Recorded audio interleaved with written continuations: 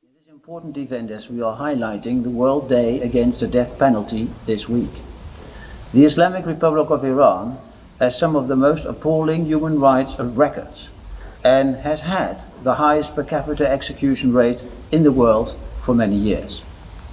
I was shocked to hear about the recent execution of the 27-year-old national hero and wrestler champion Navid Afkari for his participation in anti-government protests.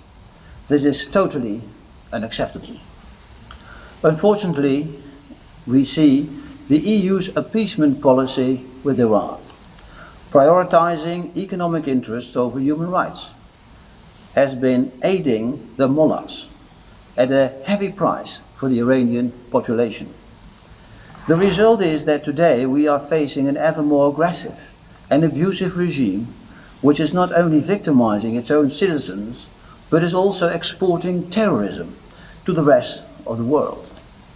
So far, the EU has been opposing the reimposition of the UN Security Council sanctions on Iran. They are somehow willingly falling into the Iranian propaganda trap that these sanctions will hurt the people only. The truth is that these UN sanctions are targeting Iran's military and arms sales, the regime's nuclear program, and the notorious Islamic Revolutionary Guard. None of these have anything to do with the people's interest in Iran. In fact, when the sanctions were lifted following the nuclear agreement of 2015, the money that poured into Iran ended up only in the pockets of the Revolutionary Guard and its repressive machine. It helped the mullahs to strengthen their iron grip on the population, and the ordinary citizens became even poorer because of the government corruption and the skyrocketing inflation. It is very shocking that the EU is even considering removing the arms embargo on the Tehran regime, which is the #1 state sponsor on terrorism.